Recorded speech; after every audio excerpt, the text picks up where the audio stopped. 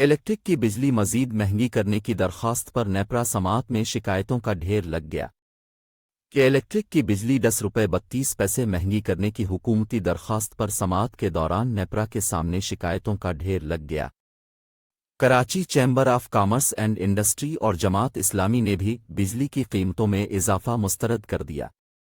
محمد علی نے کہا کہ سولر نیٹ میٹرنگ کے ریٹس میں کوئی کمی نہیں کر رہے، چاہتے ہیں کہ صنعتوں کو زیادہ سے زیادہ گیس ملے، ملک میں گیس کے ذخائر ہیں، ہم نکال نہیں پا رہے۔ سماعت کے بعد نیپرا نے فیصلہ محفوظ کر لیا۔ حافظ نعیم الرحمان نے خدشہ ظاہر کیا کہ اگر بجلی مزید مہنگی کی گئی تو ہنگامے شروع ہو سکتے ہیں۔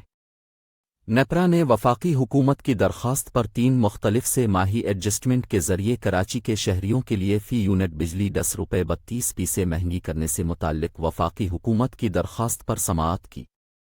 عوامی سماعت میں Karachi chamber of commerce and الف نڈسٹر کے نمائندے تنویر باری نے کہا بجلی مزید مہنگی کرنے کی حکومتی درخواست کو مسترد کرتے ہیں۔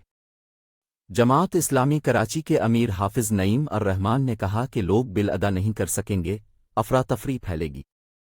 حافظ نعیم الرحمان نے کہا کہ بجلی چوری میں کیلی کڑک اور اس کے لوگ ملوث ہیں، لوگ میٹر لگوانا چاہتے تھے، کیلی کڑک والے لگانے کو تیار نہیں، کیلی کڑک کے خلاف FIR کٹوانے جا رہے ہیں۔